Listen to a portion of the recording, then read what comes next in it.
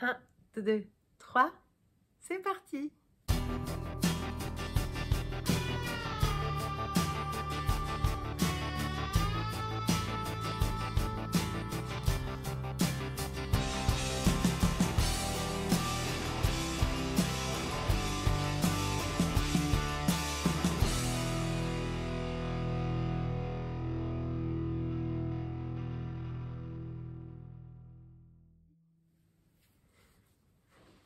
Bonjour, moi c'est Emma, bienvenue sur ma chaîne au sujet du tricot, Tricolibri. Aujourd'hui c'est l'épisode numéro 43.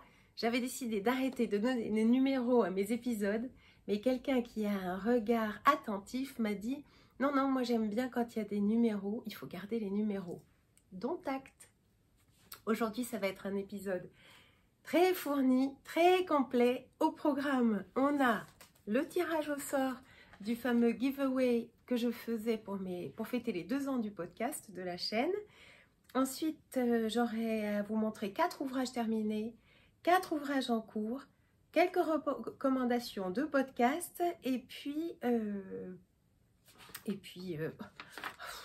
plein de choses. Alors, pour commencer, je voulais vous remercier du fond du cœur de tous ces gentils messages de soutien et de prompt rétablissement que j'ai reçus, que ce soit sur YouTube ou sur Ravelry. C'est sûr que tous ces encouragements, toute cette affection que je reçois au fil des épisodes depuis mon accident de trampoline me vont droit au cœur et participent certainement à ma guérison. Donc je vais de mieux en mieux, je fais pas mal de rééducation. Au départ, on m'avait dit que je devais avoir 6 semaines de corset et puis finalement, c'est 3 mois de corset. Ah, voilà. Pour commencer, donc, je tiens à remercier les gens qui prennent le temps, toutes ces personnes qui prennent le temps de, après avoir vu le podcast, de laisser des messages d'encouragement parce que c'est vraiment très encourageant pour continuer à filmer régulièrement et même en tricotant, je pense à ces personnes-là et à chaque fois je tricote en me disant oh, qu'est-ce que j'ai hâte de leur montrer. Et je sais qu'il y a du monde derrière, je suis pour l'instant seule dans ma chambre, mais quand je reçois vos commentaires par la suite, vraiment je pense à vous moi aussi et ça fait toute ma joie.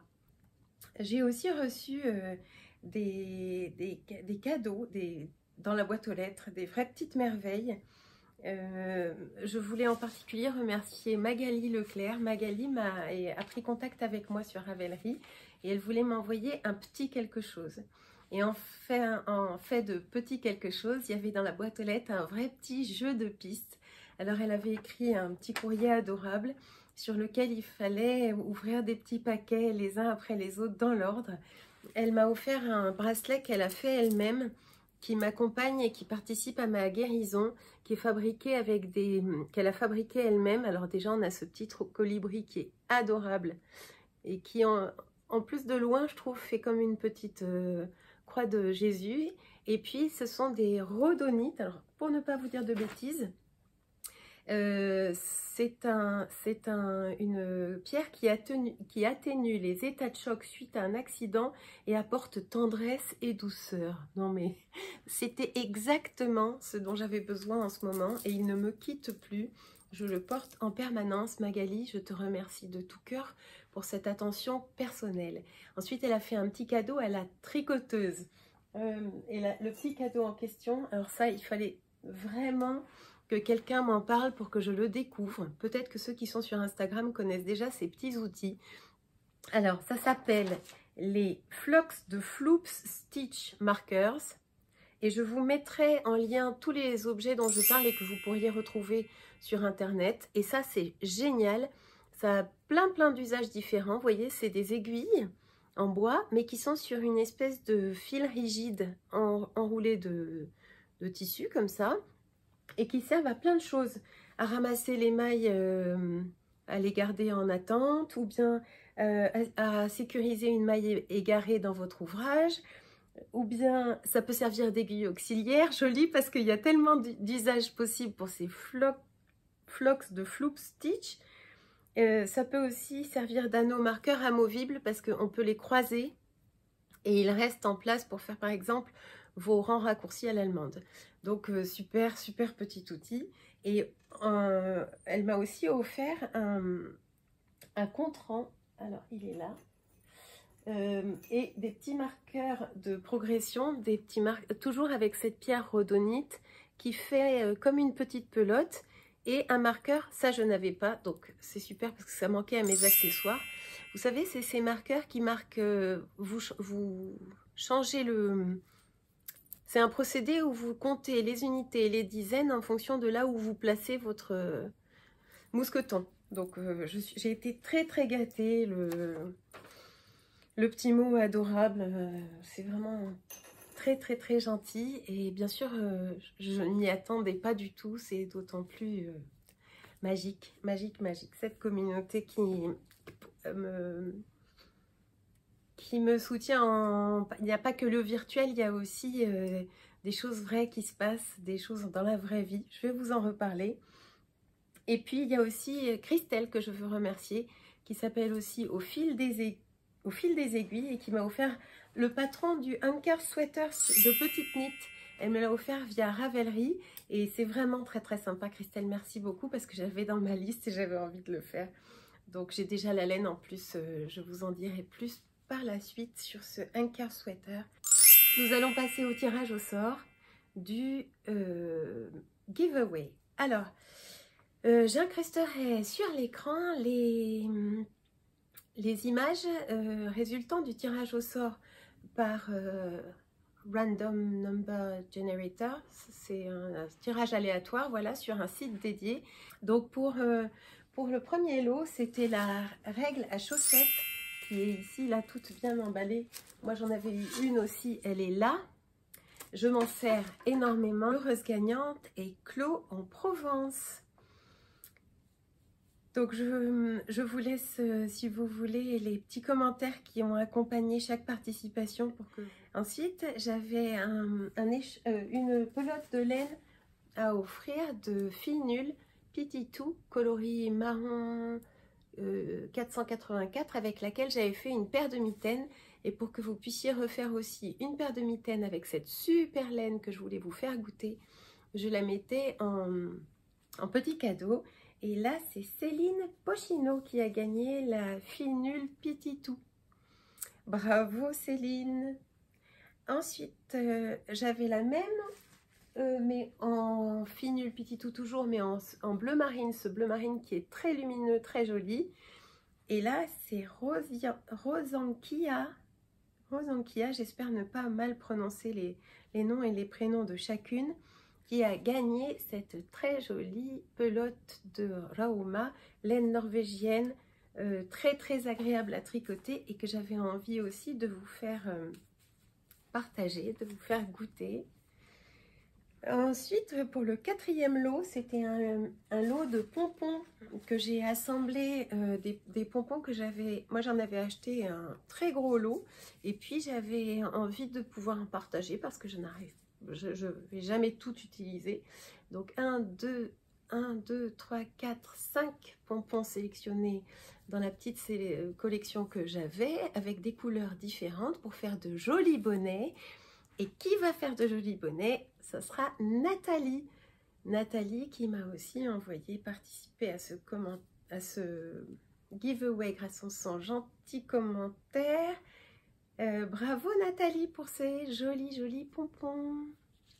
Ensuite, le cinquième lot, qui est un patron de chaussettes designé par Lisandre, avec qui j'ai fait mon dernier épisode. Lisandre Ourdin a la grande gentillesse, la grande générosité de vous faire choisir un des patrons de sa collection de chaussettes. Et c'est Béatrice Baird qui gagne un patron de la collection de Lisandre Ourdin. Bravo Béatrice. Béatrice laisse très souvent des commentaires, et il se trouve que c'est une personne qui me suit depuis le tout début aussi, donc je suis ravie qu'elle ait été tirée au sort. Bravo, bravo à toi Béatrice. Ensuite, la lainerie à Bordeaux vous offre 2 pelotes de Rowan Felted Tweed que je ne suis pas encore allée chercher parce que j'ai encore un peu de mal à me déplacer, mais je l'enverrai à Lucie Pichet qui est l'heureuse gagnante de ces 2 pelotes de Rowan Felted Tweed qui pourront lui permettre de faire ça ou autre chose, mais éventuellement un Musselburgh hat comme j'avais fait au précédent épisode, je vous avais montré, comme ça donnait bien, comme c'était beau. Bravo Lucie. Ensuite, le lot suivant, c'était une participation sur la rive côté laine qui fait de très jolies laines teintes à la main, et elle envoyait en cadeau une de ces autorayantes avec un contrastant que j'ai par là, que j'ai ici, qui est tout bien emballé. Tout ça, ça sera bien emballé bien sûr pour pouvoir vous l'envoyer. L'heureuse gagnante de ce très joli cadeau est un petit coup de fil. Un petit coup de fil, grâce à son gentil commentaire, gagne ce très joli cadeau pour se faire des chaussettes. Voilà. Ensuite, Sylvaine G a gagné un lot qui est arrivé par la suite grâce à la volonté de participer d'une designer qui fait aussi des chaussettes. Et je vous montrerai ce qu'elle a comme modèle parce que je les connais et il y en a un qui est dans ma bibliothèque à faire absolument parce que je trouve que le concept est génial. Il s'agit de Baloubé qui fait des dessins design de chaussettes. Donc vous pourrez comme ça voir aussi ce qu'elle propose. Et l'heureuse gagnante, c'est Sylvaine G. Et enfin, j'ai reçu un message qui m'a beaucoup touchée d'Émilie Louis, qui est designer tricot, qu'on ne présente plus, qui est une des grandes designers françaises de notre région, puisqu'elle habite dans la région de Bordeaux. Et elle aussi a proposé de vous gâter à la faveur des 2 ans de ce podcast, en vous laissant choisir parmi sa collection de patrons. Vous allez voir, tout est plus beau. Si vous ne connaissez pas hein, Émilie Louis, c'est du français, donc pour celles qui ont un petit peu plus de mal en anglais, vous pouvez retrouver des modèles magnifiques. Et Steph Cube qui remporte ce dernier et 9e lot. Voilà, donc bravo à toutes les heureuses gagnantes. Vous pouvez vous rapprocher de moi sur la messagerie Ravelry. Je mettrai en lien ma page Ravelry dans les commentaires pour me donner votre adresse, le cas échéant, que je puisse vous envoyer votre lot physique, et pour prendre contact avec les designers qui vous offrent un de leurs patrons. Je remercie de tout cœur ces designers, ces fabricants d'objets, ou fabricantes hein, plutôt d'objets ou de laine, d'avoir si gentiment participé à ce giveaway qui me permet de vous gâter. Voilà. Allez, on va rentrer dans le vif du sujet maintenant. Le vif du sujet étant évidemment mes ouvrages en tricot, et on commence par ce que je porte, puisqu'il s'agit du pull Night Blooms Sweater, designé par Espace Tricot, qui est une boutique de laine, enfin une mercerie à Montréal, et qui met ce patron gratuitement à disposition sur leur site internet.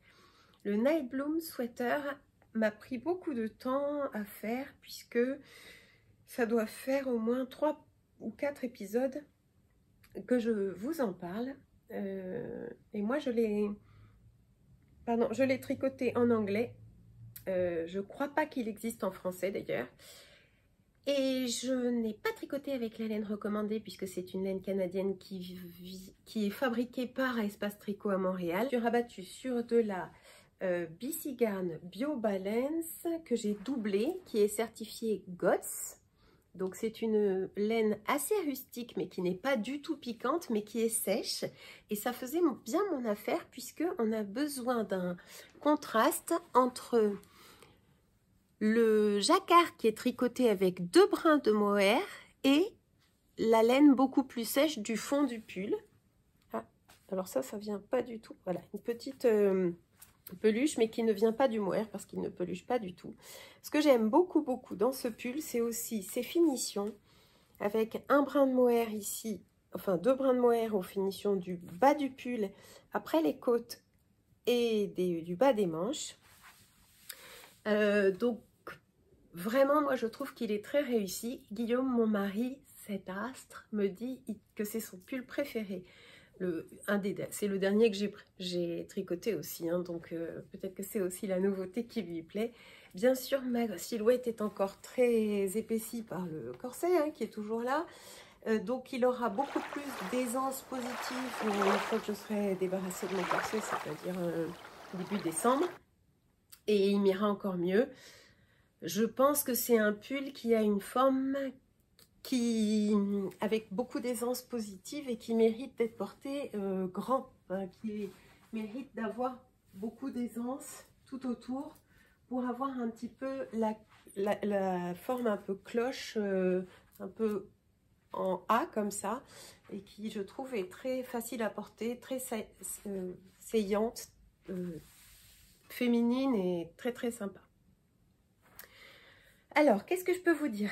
Je l'ai fait en taille 3, 2 fils de Bio Shetland de chez BC Garn, coloris light grey, 2 fils de mohair, des aiguilles de 3,5.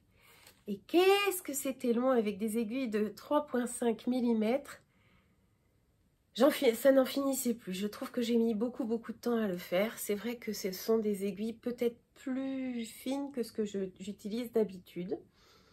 Je dois dire que le blocage, c'est-à-dire le trempage du pull et puis tout le travail que je fais une fois qu'il est fini a énormément lissé l'aspect du tissu et vraiment ça lui a fait beaucoup de bien ce blocage. Alors j'ai fait à peu près 30 minutes dans de l'eau à température ambiante avec de l'eau calant. Ensuite, je l'ai mis dans un filet à lingerie, un grand filet à lingerie dans la machine. Et puis, j'ai fait tourner l'essorage sans rinçage, mais juste essorage vidange à 1200 tours minute. Ensuite, je l'ai étalé sur un tapis et sans l'épingler, mais en lui donnant un maximum de... en l'aplatissant, en mettant ma main dedans pour aplatir aussi l'autre côté qui était face contre le tapis. Et sans épingle, je lui ai vraiment donné sa forme et ça lui a énormément réussi puisque quand je l'ai essayé tout de suite après l'avoir fini, il n'était pas du tout aussi drapé, pas du tout aussi sympa. Et là, je le trouve mais super, super.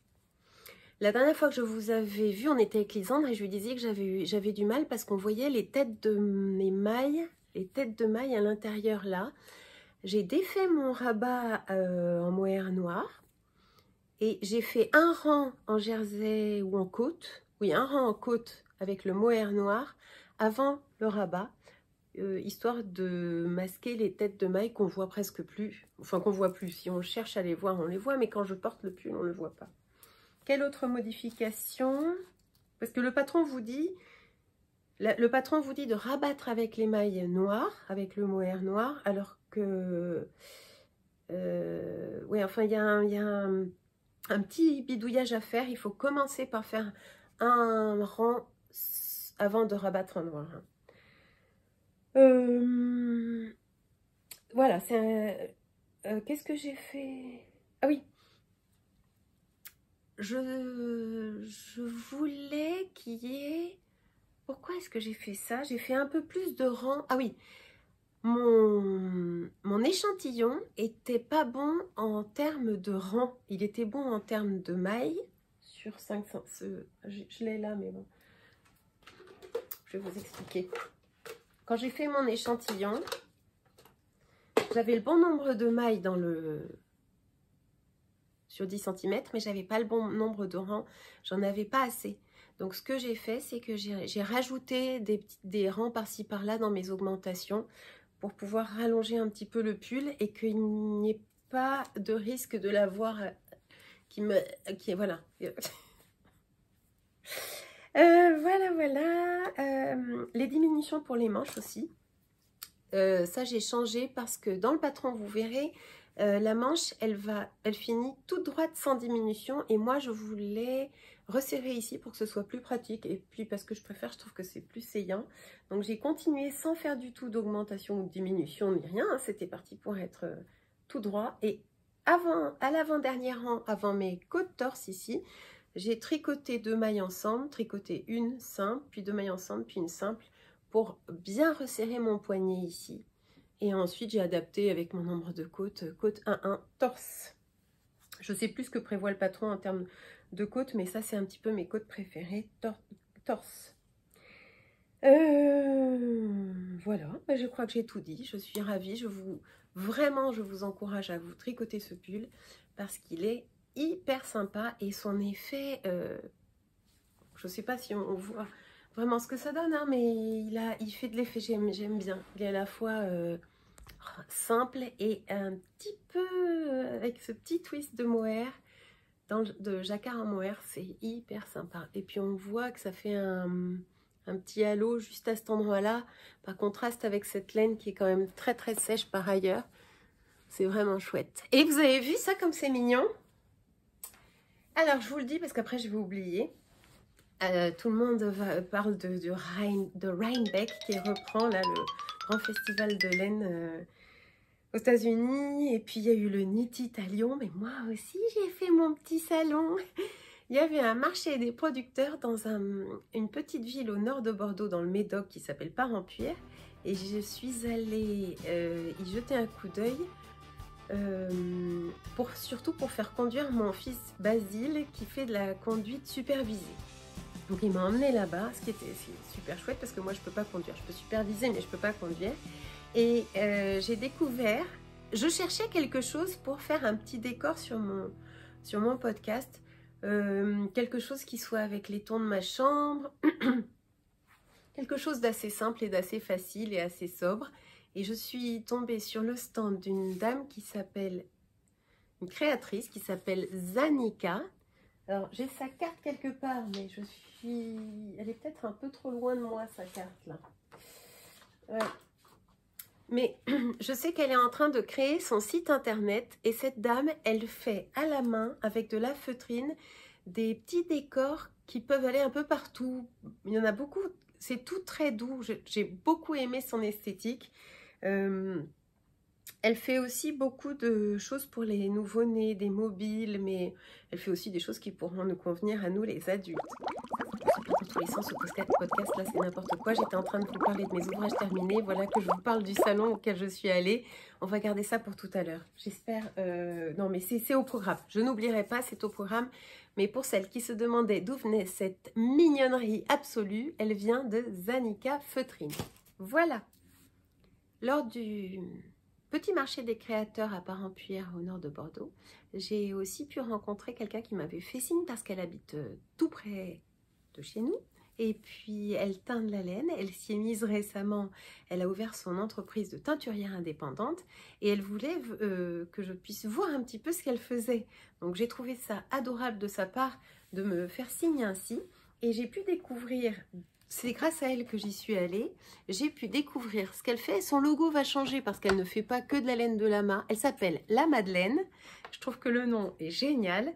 Lama de laine. Alors, elle a un site Facebook monté par ce coloris-là pour faire des chaussettes contrastantes. J'adore. Elle m'a dit, oh, j'aurais jamais choisi cette association-là, mais adorable. En plus, elle a voulu absolument m'offrir de quoi me faire mes premières chaussettes avec sa laine, donc j'adore, c'est trop gentil. Son mari a glissé dans mon sac un truc pour lequel j'avais craqué, qui est du yak et soie. Parce que je voudrais essayer de faire des chaussettes sans nylon. Et ça, c'est très approprié. C'est non teint. Donc, yak et soie, magnifique. Moi, ça me gêne de recevoir des cadeaux. Puis hop, merci beaucoup, au revoir. Non, mon but, c'est aussi d'encourager. Donc, je lui ai pris de quoi faire des chaussettes à mon mari pour Noël. Chut, faut pas le dire. Alors là, le nylon est remplacé par du tencel. 50% nylon, 50% mérinos, 50% tencel. Le tencel, c'est de la fibre végétale. Je crois que c'est de la fibre de bois. Mais je ne sais pas quel bois, mais c'est de la fibre de bois. C'est très, très brillant, très, très luisant. Et surtout, ils m'ont dit très résistant. Donc voilà, Cindy, une nouvelle venue dans le paysage des teinturiers indépendants français. Et qui en plus est locale pour moi. Donc j'encourage. En plus, c'est beau, c'est beau, c'est beau. Voilà pour le petit marché des producteurs. Alors, ensuite, oh, qu'est-ce qu'il y a de l'autre côté là? Qui c'est? Qui c'est? Je vous présente Norwen. Norwen, ça s'écrit avec un G, comme le gnome, Gnorwen, mais en anglais, on ne prononce pas le G. Et c'est Sarah Schira, cette designer qui commence à être vraiment connue, qui proposait un tricollectif mystère, un cal mystère, auquel je me suis inscrite parce que exceptionnellement cet automne, j'ai le temps de faire les nombreux tricollectifs mystères qui sont proposés. Et voilà ce que ça donne. Donc Norwen a toute une petite histoire. Elle vend des glaces, donc son bonnet, voyez-vous, il est comme une glace à l'italienne avec un petit twist là en I-cord. On reçoit, donc le principe c'est que on reçoit une énigme tous les 2-3 jours. On fabrique ce qu'elle nous dit de faire un peu à l'aveugle, mais il y avait plein de tutos où elle expliquait en vidéo sur YouTube les différentes étapes. Heureusement d'ailleurs, parce que moi j'aurais pas su faire ce wedge là qui est un peu compliqué. Il y avait des petites techniques, j'ai appris plein de choses. Et puis petit à petit, le gnome se construit. Pour le bourrage, j'ai utilisé un intérieur de coussin qui était en récup. Et puis pour lui donner du poids, je ne sais pas si on entend, j'ai mis des pièces de... J'avais rien, j'avais que des lentilles et les lentilles ça aurait été trop petit pour ne pas transpercer. J'avais pas de légumes secs comme elle propose de le faire, comme des haricots ou ce genre de choses. Alors j'ai pris ce que j'avais sous la main et on a une espèce de tirelire à petites pièces. Et j'ai pris des petites pièces de 1 centime d'euro pour la lester. Donc en plus elle est assise sur un trésor. Elle me fait penser un peu aux léprechaunes qui sont assis sur des trésors. Et puis j'ai utilisé tous mes restes pour la fabriquer. J'ai pioché un peu au hasard dans ce que j'avais comme laine. Alors ça, je sais que c'est encore celle de la droguerie coloris moutarde, la surnaturelle. Ça, je sais que ce magnifique gris beige, c'est du yak que j'avais trouvé à la filature de Belvès. Ça doit être de chez Langarns. Et puis ces moufles, là, non mais trop mignon. Et tout ce que j'ai fait en blanc, je l'ai fait avec un reste de drops Puna, je crois. Voilà le petit gnome. Donc c'est assez réussi, je trouve ça sympa. Elle a sa petite présence automnale ici. Et elle nous tient compagnie. C'était mon premier cal et c'était parfait pour commencer, pour aussi m'habituer, pour voir un peu à quoi ça correspondait de faire un cal mystère. Un cal mystère, c'est-à-dire qu'on reçoit des énigmes au fur et à mesure. Puisque je suis inscrite au cal mystère de Steven West et que ça m'a donné un bon entraînement. Voilà, donc je vous recommande d'aller voir ce que propose Sarah Schira en termes de gnome. Parce que... Ensuite, j'avais eu un problème avec des chaussettes en mondim que j'avais faites qui étaient dépareillées. Je vous avais raconté que j'avais fait ça. Il y en avait une avec des côtes 2-2, l'autre avec des côtes 1-1. Ah, ça, c'est pas joli, ça, c'est mieux. Une avec un talon intégré et l'autre avec un talon renforcé à gousset. Et elle n'était pas pareille. Donc, j'ai refait une avec côte 1-1. Heureusement, j'aurais pu me retromper encore une fois. Il y avait encore une combinaison d'erreurs. Hein. Mais j'ai bien fait attention. J'ai fait à nouveau côte 1-1. Talon intégré, on voit très mal le talon intégré là. Talon intégré, c'est un talon qui vient de Albinona LB Handknits pour aller au plus simple de chez LB Handknits. Ce sont les Bashful Fireflies et ce patron propose le talon intégré et j'ai cherché pour pouvoir vous en dire plus. Je n'ai pas trouvé d'autres patrons qui proposent. Si, elle, la même Albinona LB Handknits, elle fait d'autres patrons de chaussettes avec le talon intégré, mais je n'ai pas vu d'autres designers qui le proposaient. Et pourtant, ce talon intégré est génial. Je vais vous le remontrer dans mes encours. Il est génial parce qu'il n'y a pas de... Il n'y a pratiquement pas d'aller-retour. Tout est intégré à la chaussette. Et puis, j'ai refait une deuxième chaussette pour aller avec celle qui était avec le talon renforcé.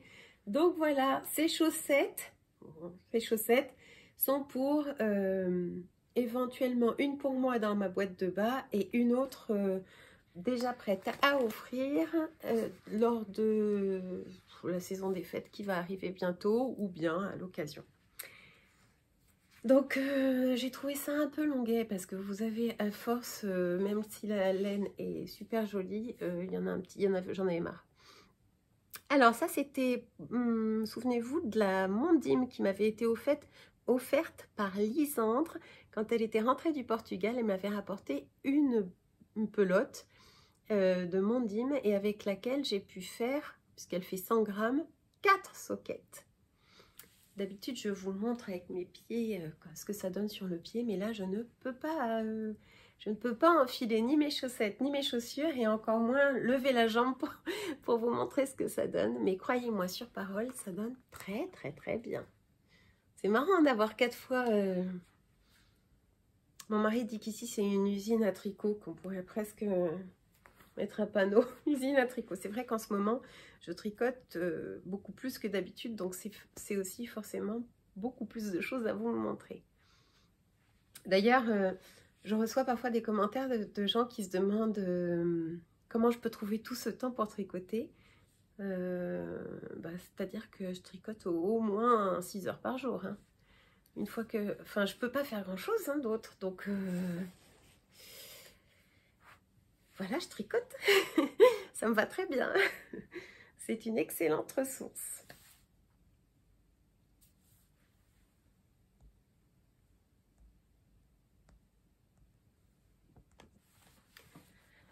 Ensuite, dans les ouvrages terminés, j'ai gardé le meilleur pour la fin. Et c'est... Alors, que je le remette un petit peu en forme parce qu'il s'est un peu écrasé au passage. Là. Mais qu'est-ce que c'est? Peut-être que certaines ou certains auront reconnu un des derniers designs de Petite Knit, qui est une designer danoise. Il s'agit là du Honey Bucket Bag, qui est un petit sac que j'utiliserai moi en sac à ouvrage, que j'ai doublé avec un peu de lin, un lin assez rigide pour pouvoir lui donner du corps, qui se referme grâce à 2 coulisses faites en I-cord et que j'ai fait grâce au reste des chaussettes que j'avais faites à mon...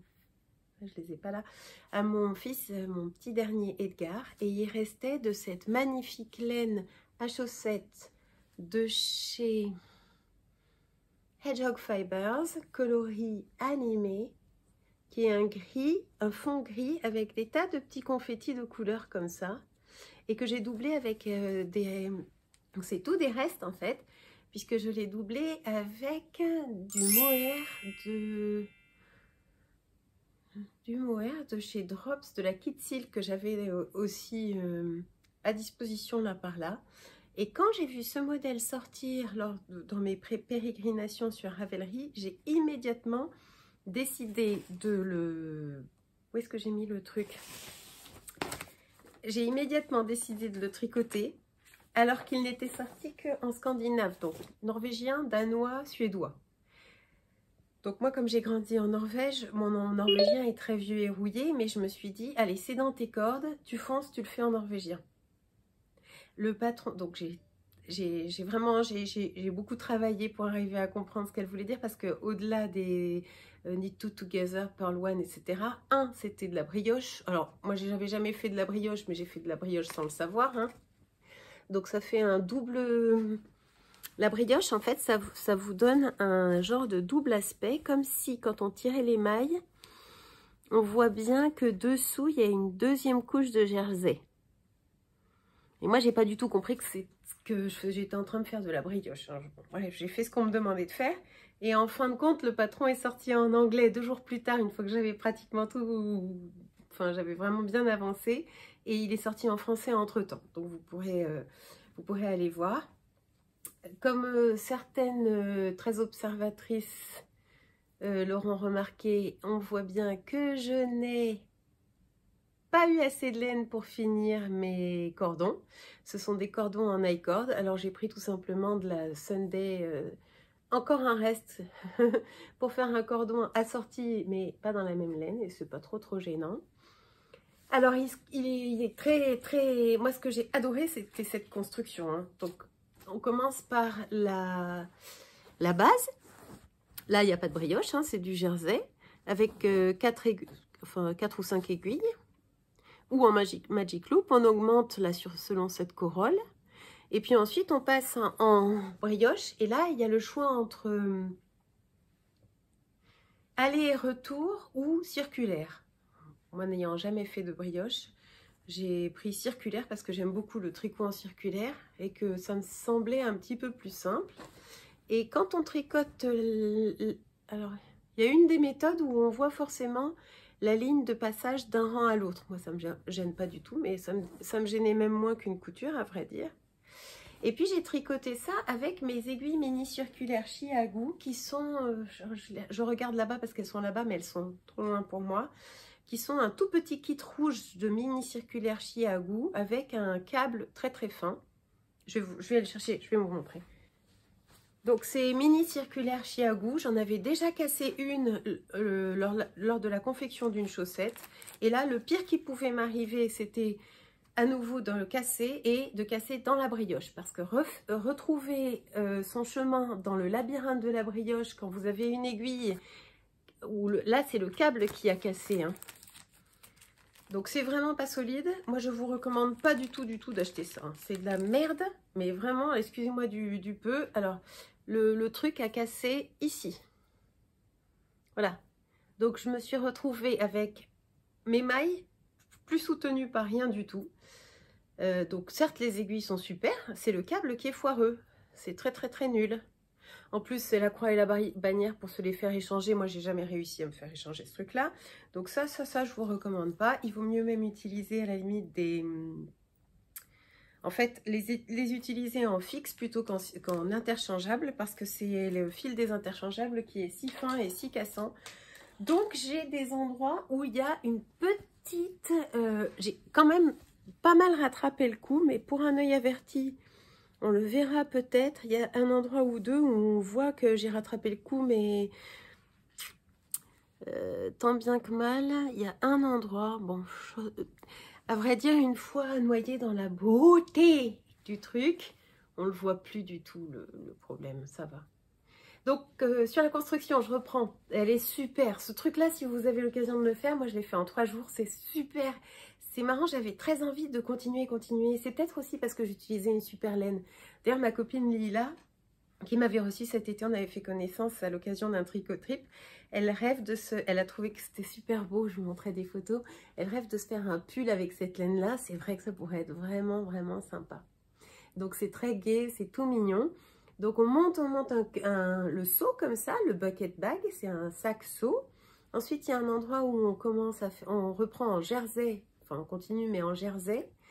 Elle vous fait faire un jersey double, ou le genre assimilé au jersey double avec ici un jeté pour laisser ouvert pour mettre vos coulisses.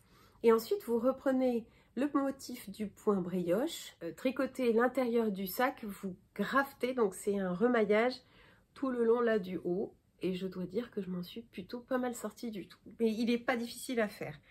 C'est...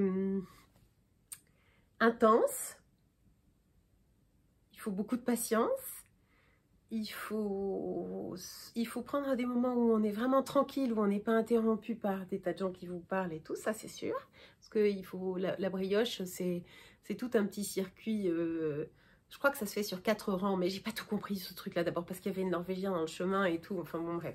Mais vraiment je vous recommande cet ouvrage, je me suis régalée à le faire et même si j'ai tricoté que ça pendant 4 jours et que je tricote 5 à 6 heures par jour, c'est un petit ouvrage, il y a 2 tailles, moi j'ai fait la plus grande taille, c'est un petit ouvrage qui est vraiment sympa. Alors elle l'utilise sur ses photos, apparemment elle met du maquillage ou même elle l'utilise en trousse de toilette. Sincèrement, moi, j'oserais pas l'utiliser en trousse de toilette ou utiliser dedans des choses qui risquent de se mouiller. Ensuite, vous avez un patron pour faire l'intérieur. J'ai tout fait à la main, j'ai pas eu envie de sortir ma machine. Si vous le faites, je vous recommande vraiment un tissu rigide ou bien à rigidifier avec un entoilage parce que je pense qu'il ne serait pas du tout aussi joli s'il tenait pas debout tout seul. Voyez-vous, il tient vraiment, paf, debout tout seul. Oh, c'est pas mignon.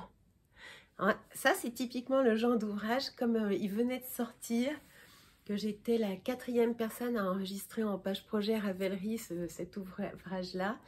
Je disais, c'était typiquement le genre d'ouvrage que j'avais hâte de tricoter pour vous le montrer. Je l'ai tricoté aussi en pensant à vous, en me disant oh, j'ai hâte de la montrer, comme c'est beau ce que ça donne, ça n'a pas été vu plein de fois déjà.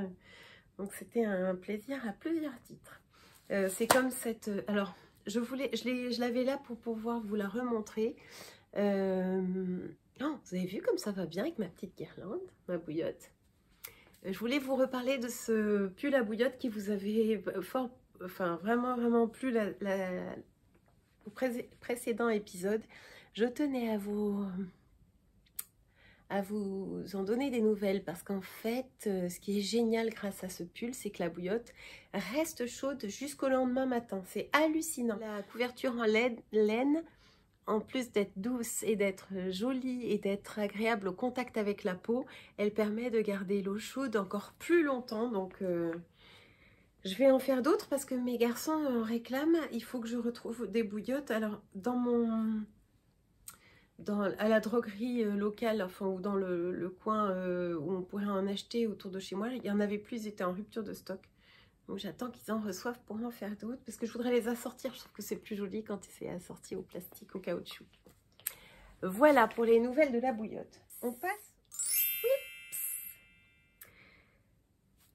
J'en ai 4 et je vais finir par le cal de Stephen West parce que comme il est mystère, je ne voudrais pas spolier celles qui n'ont pas envie de voir ce que ça donne. Et pour commencer, je vous parle d'un pull que je tricote pour maman. Ma maman qui est toute jeune encore, qui va bientôt fêter ses 70 ans, donc c'est encore tout jeune, je trouve. Hein. C'est fou d'avoir une maman et encore aussi jeune, j'adore. Elle est venue me rendre visite pour passer un peu de temps avec moi et je lui ai montré un peu ma collection de pulls. Elle a craqué sur le No Frills. Donc c'est vrai que j'avais très envie de lui tricoter quelque chose, mais j'avais pas envie de me lancer dans un projet sans son aval et puis sans voir un peu ce qui lui allait le mieux, les couleurs qu'elle aurait préférées, qu'on puisse choisir ensemble le patron, prendre ses mesures et toutes ces choses faites. Et j'ai attaqué pour elle avec de la laine que j'avais en stock parce que j'avais craqué sur la couleur. Alors que je vous montre une pelote. Souvenez-vous, il y a 2-3 épisodes, je vous avais raconté que Emma de Potter and Bloom, que je suis, c'est ma correspondante anglaise, hein, elle a un podcast aussi, elle avait craqué sur la couleur Pickles Cornichon de la Drops Alpaca, qui est un coloris qui vient de sortir. C'était le numéro 90-29 sur Calidou. Ne cherchez pas, il n'y en avait plus, j'ai tout pris. Il y en avait 9 pelotes, j'en ai acheté 9 pelotes. J'adore cette couleur. Je trouve elle peut être à la fois masculine ou féminine pour faire mes fameux bonnets. Elle est très très douce. J'avais jamais tricoté l'alpaga de chez Drops, donc c'était aussi pour pouvoir la tester que j'ai pris 9 pelotes.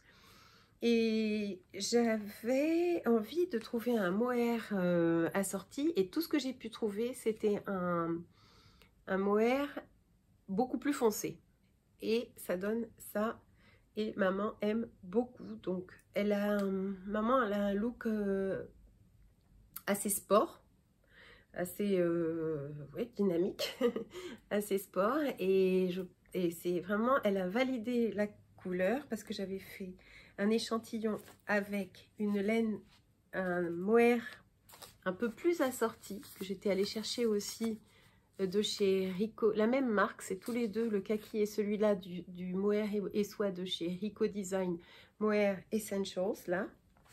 Et j'avais fait 2 échantillons pour pouvoir me rendre compte de ce que ça donnait.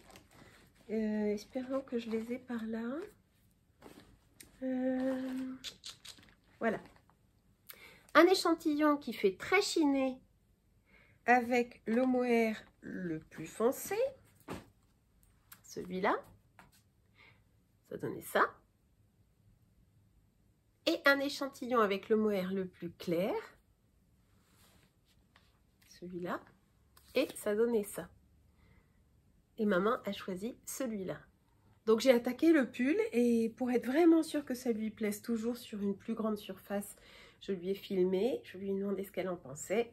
Elle a validé et c'est donc un No Frills sweater de petite knit. Moi je l'avais déjà fait en Flora de Drops avec un fil mohair un peu pâle, mais ça donnait un bleu-gris absolument magnifique. Et là ça donne un aspect chiné qui est, à mon avis, aussi magnifique. Dans des coloris très automnaux. Maman est du 21 novembre, donc j'ai à la fois le temps et en même temps, bon, il faut quand même que je me dépêche. Je trouve que sur le raglan, par exemple, parce que c'est le no frills, ça veut dire sans chichi, sans froufrou, sans froufrou. Et le seul petit détail marquant de ce pull, c'est donc les 4 raglans qui se dessinent ici. Et je suis dans le raglan, là. Où est-ce qu'il est? Ah, il est là. C'est la seule chose. Voilà. Je trouve ça vraiment très joli. Alors, je ne sais pas sur l'écran, je ne sais pas du tout si vous aurez un rendu fidèle à ce que moi j'ai sous les yeux. Mais vraiment, ce que j'ai sous les yeux est top, top, top. Ça donne vraiment super bien. Comme modification, alors, on a pris les mesures de maman par rapport au no frills que j'avais déjà fait. Je vais vous le chercher. Alors, c'est ce No Frills là, qui est d'ailleurs sur ma page profil Ravelry, que j'avais déjà fait. Elle l'a essayé et je me suis rendu compte que pour maman, le haut là était un peu large et qu'elle méritait d'avoir un haut plus fité. Et en revanche, le bas lui allait très très bien en termes de circonférence et de hauteur. Donc, j'adapte et je fais la taille 1 pour tout le haut jusqu'à séparer pour les manches et pour les manches la taille S, pardon, pas la taille 1, la taille S. Il y a XS, M, L, etc. Donc je fais la taille S en haut. Et à partir de la séparation pour les manches, je pense qu'il faudra que je relève sous les manches un peu plus de mailles ou le nombre de mailles indiqué pour la taille M. Je lui ferai la taille M à partir de la séparation pour les manches. Voilà, donc ça c'est le projet... Zéro cerveau, j'ai envie de dire un petit... Enfin, zéro cerveau. Maintenant, je sais très bien faire les raglans, mais il y a une époque pas si lointaine, quand j'ai fait celui-là, j'avais beaucoup de mal à lire mon tricot. C'est quelque chose qu'on apprend à force de tricoter. Et j'étais pas fichue de dire si j'avais fait mon... Parce qu'on fait, pour les raglans, un rang où tu fais des augmentations de chaque côté du raglan, un rang sans augmentation.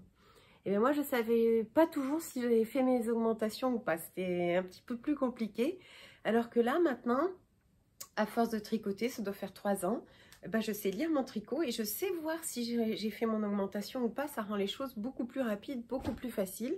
C'est pour ça que je peux vous dire, oui, ben c'est un tricot qui n'est pas très exigeant en termes de réflexion. En tout cas, c'est parfait.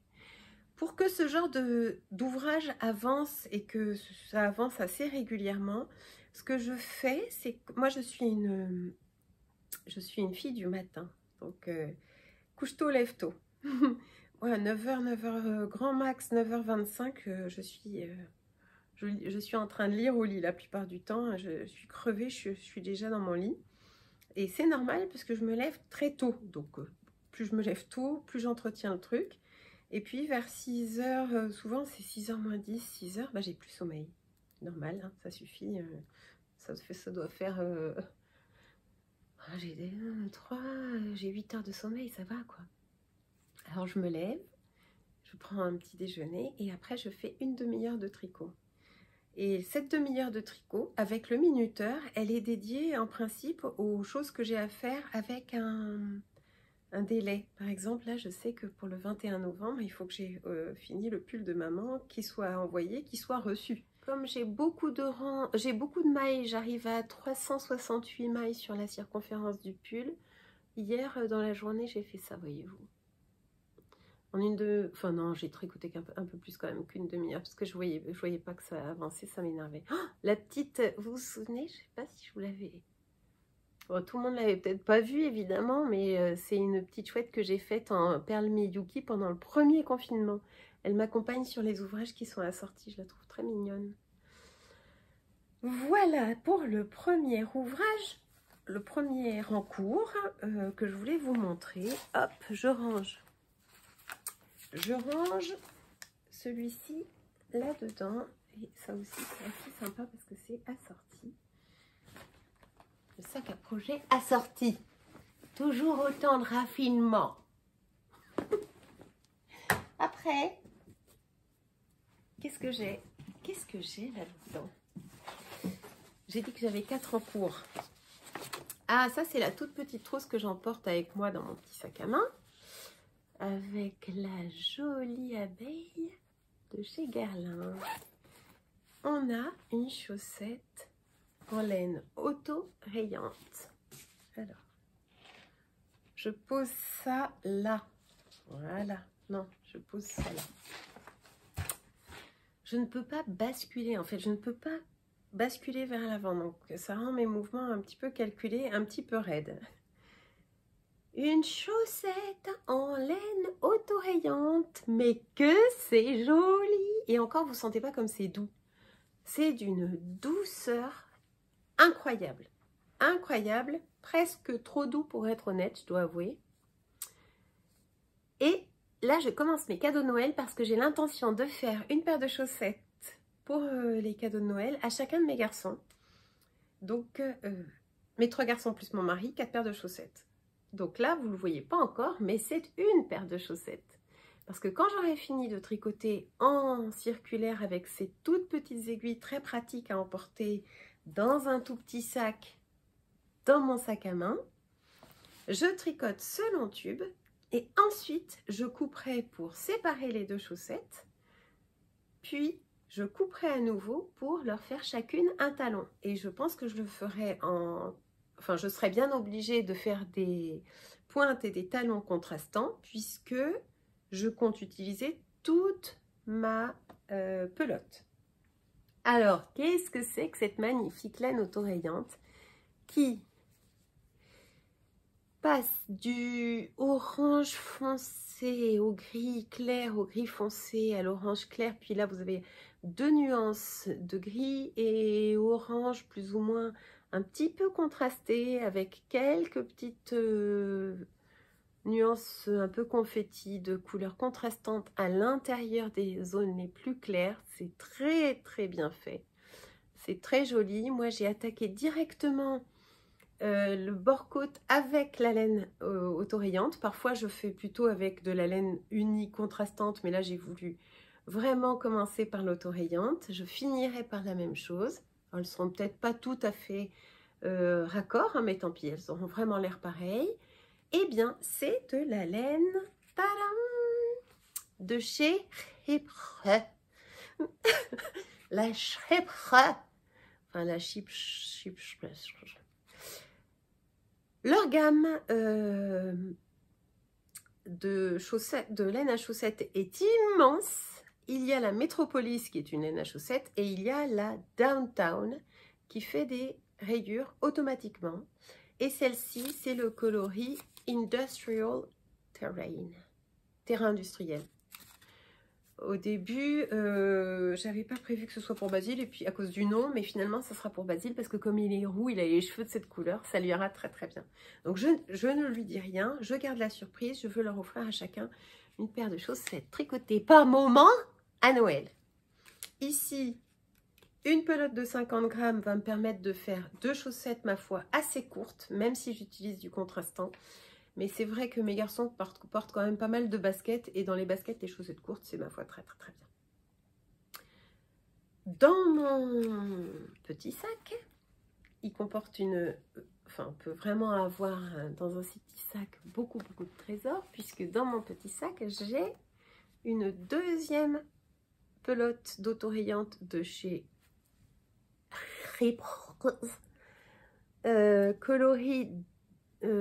coloris Taylor's Row. Ici, Taylor's Row. Et ce qui est génial avec cette laine, je vais vous dire ce que c'est. Je crois que c'est mérino, 75% mérino extra fin, 25% nylon. Ce qui est génial, c'est que vous avez un Easy Start ici, une petite tirette qui vous fait accéder directement au milieu de la pelote. Et j'ai compris l'intérêt. Pour la première fois de ma vie, je fais avec le fil de l'intérieur de la pelote plutôt que de choper le fil de l'extérieur. Et l'intérêt, c'est que la pelote ne se balade pas partout au fur et à mesure du tirage.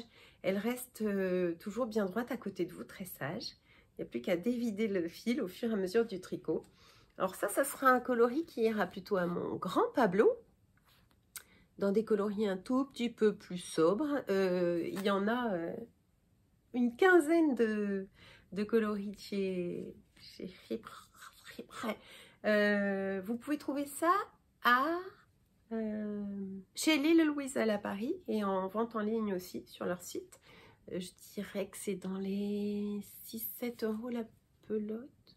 J'espère ne pas dire trop de bêtises, mais en tout cas c'est très abordable et je trouve ça hyper satisfaisant parce qu'on a envie de tricoter ça comme quand on mange des chips, c'est-à-dire qu'on a une bande d'une couleur, on veut vite passer à la couleur suivante, donc ça avance très bien tout seul et c'est hyper sympa. Pour mes garçons, je monte 72 mailles sur des aiguilles circulaires de 2,25. Pour moi, ça serait plutôt 64. Pour eux, c'est 72. Mais ça, il ne faut pas se fier tellement à ce que je vous dis parce que ça dépend de la tension de chacun. Et puis surtout, on change énormément de tension en fonction de ce qu'on choisit comme aiguille. Moi, j'ai pas du tout le même échantillon selon que je tricote la même laine, la même chose sur le même numéro d'aiguille. Mais si ce sont des aiguilles mini-circulaires, du Magic Loop ou des doubles pointes, j'ai vraiment 3 tensions différentes à chaque fois. Et j'ai même une 4e tension différente selon que ce soit des aiguilles en bois ou en métal. Donc faites votre propre expérience avec... Au fil de vos tricots, vous allez pouvoir trouver ce qui vous convient le mieux pour vos chaussettes. Mais sachez aussi qu'au fil du tricot et de l'expérience en tricot, la tension change encore. Je pense que moi, je suis en train de tout doucement desserrer ma tension. Pour l'instant, je tricotais très serré. Voilà pour l'objet, l'ouvrage en cours numéro 2. Maintenant, je vous montre le suivant. C'est c'est encore une paire de chaussettes. Et cette fois-ci, c'est des chaussettes que je tricote en Magic Loop. Dans une laine très sobre. Parce que je veux absolument je veux pouvoir vous montrer ce que donne le talon intégré. Donc, j'ai tricoté... D'abord parce que cette couleur... me plaît énormément, mais aussi parce que je voulais pouvoir vous montrer quand elles seront finies, parce que là ça donne rien, ce que donne vraiment à l'écran le fameux talon intégré. Pour l'instant, ce qu'on en voit, c'est plutôt des petits trous. Je me suis vautrée là, c'est pas le patron qui fait ça, c'est moi, j'ai merdé là. Je vais le réparer, ce truc, c'est rien, mais je vais le réparer. Vous en avez... Je trouve qu'on voit pas très bien. J'ai pas eu le temps de la finir pour pouvoir vous montrer. Mais j'aime beaucoup cette laine que j'utilise pour la première fois, qui est de la Soxier de Coupe Knits. Ici, l'étiquette pour vous montrer.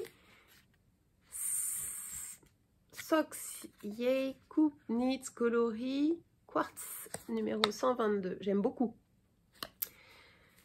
Et j'avais fait une paire de... Enfin non, j'avais commencé, j'avais presque fini la première, même terminé la première chaussette d'une paire de chaussettes en jacquard en utilisant cette laine et ça n'allait pas du tout. Donc j'ai défait et c'est avec ce que j'ai défait que je refais une paire en soquette. Disons que c'est ma recette personnelle. Ma recette personnelle. N'importe quoi. C'est pas du tout ma recette personnelle. J'utilise un German Twisted Caston ou Old Norwegian Caston qui est un montage très élastique et qui convient bien pour enfiler les chaussettes. Ensuite, j'ai fait des côtes de 2 cette fois-ci. Ensuite, j'ai fait mon talon intégré qui est génial parce que vous n'avez pas besoin de relever de mailles et pratiquement pas de rang en aller et retour si mes souvenirs sont bons. J'ai déjà oublié comment on faisait. Il est simple, efficace, très confortable et moi je veux apprendre ce talon pour pouvoir le faire sans patron. C'est un peu mon idée. Donc, je vais faire plein de sockets avec ce talon-là pour pouvoir vraiment me l'enregistrer une bonne fois pour toutes et ne plus avoir besoin d'un patron à chaque fois que je tombe sur le talon des chaussettes. Donc, j'ai préféré faire des sockets parce que d'abord, j'avais qu'un écheveau de 50 grammes. Et puis, j'avais pas envie de contrastant, bien sûr. On ne met pas de contrastant. Je pense que ça n'est pas compatible, le talon intégré avec des contrastants. Par définition, c'est constitutif du talon intégré, c'est-à-dire que vous ne pouvez pas le démarquer du reste par une couleur différente. Il est intégré à la chaussette. Voilà. On passe au Shallowgraphy. Shallowgraphy. Alors, l'histoire de Shallowgraphy. Moi, Steven West, en dehors du Vertices Unite que j'ai fait une fois, c'est pas du tout mon truc. Quand je voyais passer son précédent Cal Mystère l'année dernière, à la même époque, c'était Slipstravaganza, je me disais, oh là là, le merdier, un boulot pareil pour un truc qui n'est pas... Je ne trouve pas ça joli, pour tout vous dire, je trouve ça pas à mon goût. Chacun son truc. Mais cette année, corset oblige, j'avais bien envie que Steven West vienne me tenir compagnie un petit peu tous les jours. Et j'ai craqué pour le concept. En choisissant des laines, ma foi, tout à fait, voyons comment dire, neutres, des laines discrètes, des couleurs de laine discrètes. Et je suis partie sur celle-ci, c'était ma base de départ, parce qu'un écheveau m'avait été offert par mon mari Guillaume. Je ne l'avais pas encore utilisé. C'est une couleur que je trouve très belle, en plus très automnale, et c'est dans le thème actuel. Et je me suis amusée à trouver 4 autres couleurs pour le Cal Mystère de Steven West chez Isaiah. C'est de la Alpaca 2. Et le premier indice est arrivé. Je me suis amusée à regarder sa vidéo. Je comprends pas bien pourquoi il fait payer un patron, je ne sais plus quel prix, peut-être dans les 8 €, qui est un boulot monstre. Il y a déjà 16 pages pour le premier indice, donc c'est un boulot monstre. Le patron est magnifique à lire, c'est-à-dire que à l'interligne près, à la ligne sautée près, vous connaissez la chorégraphie du geste. C'est comme un tempo musical et je trouve que Shallowgraphy porte très bien son nom parce qu'il vous fait danser. Il y a des moments où c'est plus de la valse dans ce que je suis en train de faire là. Parfois, ça sera un petit peu plus enlevé. Parfois, même le bruit de vos aiguilles rythme quelque chose d'assez musical. Et je trouve que le travail est un travail de génie. Et ce que je dis, c'est que je ne comprends pas pourquoi il fait payer ce patron alors qu'il donne toutes les clés sur ses vidéos YouTube où il vous explique comment danser. Et il danse avec vous. Et c'est un vrai bonheur. Alors peut-être que l'objet terminé, l'ouvrage ne me plaira pas. C'est tout à fait possible parce que c'est peut-être un peu trop travaillé pour mes goûts. Chacun ses goûts, hein. Et si c'était le cas et que ce châle ne soit pas portable pour moi, je pense le mettre aux enchères pour profiter à Médecins Sans Frontières, qui est un organisme, une ONG que je soutiens en temps normal, mais que je soutiendrai même un petit peu plus grâce à ma petite danse avec Steven West, si au cas où ce châle ne soit pas portable pour moi. Alors, je t'explique. Ici, tu commences ici par un petit garter tab qui n'a plus de secret pour moi, qui commence par un petit peu de dentelle. Donc là déjà, on est un peu fâché parce que moi je porte pas tellement de châle en dentelle, mais heureusement, bon, ça va. On n'en a pas à 4 mètres carrés de dentelle, donc bon, ça va. Et puis ça commence à se corser puisque en même temps que tu fais des finitions high cord magnifiques là tout autour, tu travailles en éventail et avec ces fameux, c'est ce qu'il appelle les wedges, voilà, en panneaux qui se distribuent tout autour de cette première demi-lune. Et ici, j'ai bloqué au fer, à la vapeur ici, pour voir un petit peu ce que ça donnait. Et là, on voit bien la différence, je ne l'ai pas bloqué. Donc quand même, je pense que le blocage va vraiment... Et là, c'est vraiment... Il n'a pas été trempé, hein, c'est juste un tout petit coup de vapeur. Je pense que ça va... Ce qui risque de me plaire et faire que peut-être je le porterai, c'est son drapé, justement. Et puis ensuite, voilà, je suis presque à la fin du premier indice. J'ai commencé avec... J'ai repris ce rose-là. Et j'ai été un petit peu osée, hein, j'ai osé rajouter une couleur qui n'était pas dans mon panel de départ, mais qui est de la même fibre, Alpaca Tout de chez Isager ou Isager, pour faire ce jeu de mailles glissées ici, qui s'étire et qui s'ouvre et qui... Parce que quand j'ai regardé ce que Steven avait préparé pour nous, j'ai vu que cette partie-là des mailles glissées ressortait fort sur le motif par rapport au reste.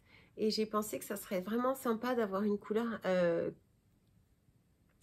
comme un intervenant extérieur par rapport aux danseurs qui sont déjà sur scène.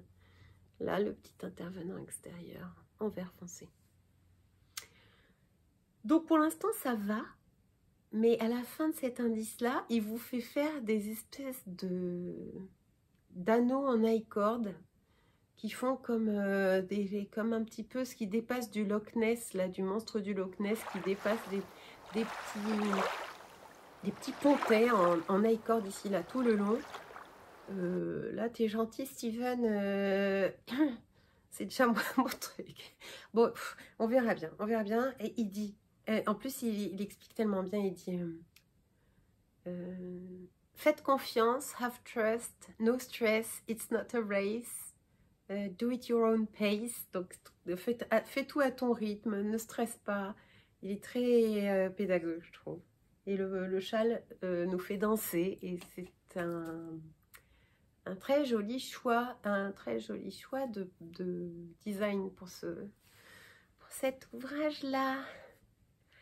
Ah, ce tricot quand même. Bon, voilà, je crois que j'arrive à peu près à la fin de tout ce que je voulais vous raconter.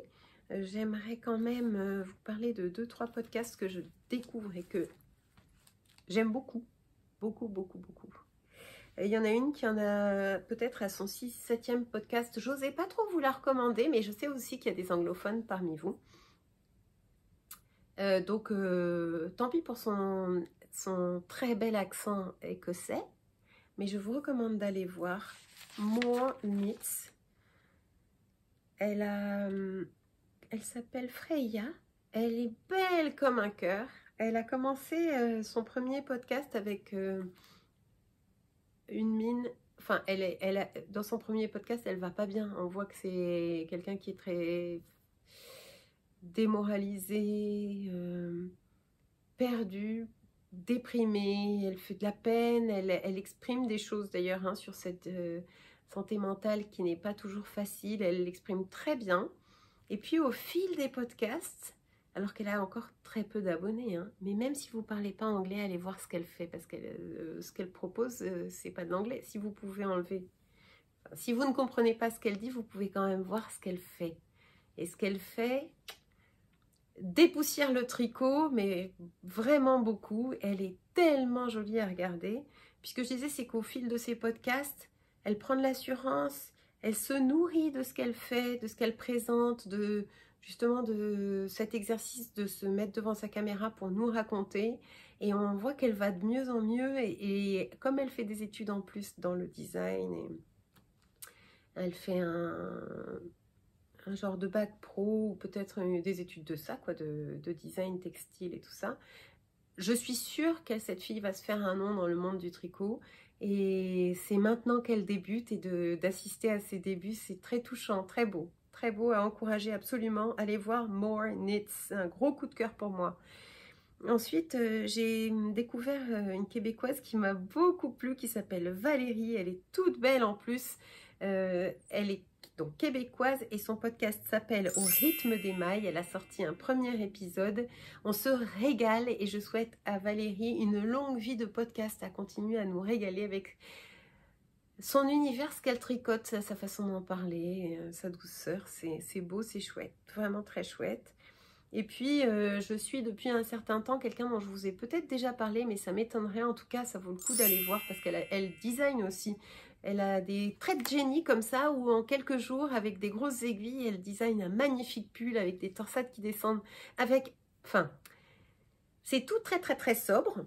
C'est vraiment ce que j'aime en termes de colorimétrie, de choix esthétique. Mais à la fois, il y a de la recherche, c'est franchement des choses qu'on ne voit pas partout. Et en plus, comme elle design et qu'elle montre ce qu'elle design et comment elle le fait, ce qu'elle fait sort de l'ordinaire, c'est sublime. Elle s'appelle 50 Fabulous Knits et son prénom c'est Pia. Elle est danoise mais elle habite la moitié de l'année en Italie. En plus, elle nous fait visiter sa maison, elle nous fait partager ses voyages, elle a un goût très sûr, c'est une grande inspiration pour moi et je voulais rendre à César ce qui était à César, c'est qu'en regardant ces podcasts bimensuels, moi je m'inspire beaucoup. Et voilà, oh là là, qu'est-ce que j'ai parlé. Donc vous allez voir, j'ai fait un petit générique qui est en chantier. Je vais faire un peu de montage, un peu de travail maintenant sur cette vidéo pour la rendre la plus lisible, la plus propre et la plus sympa à regarder possible. Je vous retrouve dès que je pourrai. Je sais que je suis un petit peu moins présente en ce moment, corset oblige, mais ça va aller très bien et je reviendrai à mon rythme plus normal. Quoique c'est pas sûr parce que quand j'aurai repris le travail, j'aurai peut-être moins de temps pour faire des podcasts et du tricot. Mais bon, j'en profite en attendant. Voilà, écoutez, je vous embrasse tous et toutes très fort et je vous dis à bientôt sur Tricolibri. Bye!